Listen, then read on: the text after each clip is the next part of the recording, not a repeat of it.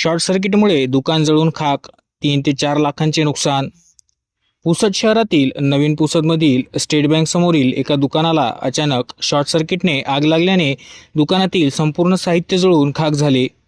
यात प्राप्त माहितीनुसार पुसद शहरातील नवीन पुसद येथील स्टेट बँक समोरील असलेल्या कॉम्प्लेक्समधील रामदेव प्रोव्हिजन स्टोअर्स हे दुकान आहे. आज दिनांक 11 मार्च 2026 रोजी दुकान मालक रमेश सोळंकी हे सकाळी 11 वाजता दुकान बंद करून काही कामानिमित्त बाहेर गेले असता त्याच दरम्यान सदर दुकानाला शॉर्ट सर्किटने अचानक आग लागली. सदरची आग इतकी भयावह होती की पाहता पाहता दुकानातील संपूर्ण साहित्य जळून खाक झाले. यात दुकान मालकाचे म्हणण्यानुसार दुकानातील त्यांचे जवळपास 3 ते 4 लाख रुपयांचे नुकसान झाले आहे.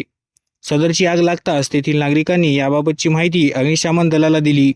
सदरची माहिती मिळताच अग्निशमन दलाने घटनास्थळ गाठून सदरची आग आटोक्यात आणली, परंतु तोपर्यंत सदर आगीत दुकानातील सर्वच साहित्य जळून खाक झाले होते. त्यामुळे दुकान मालकाने नुकसान भरपाई मिळण्याची विनंती केली आहे.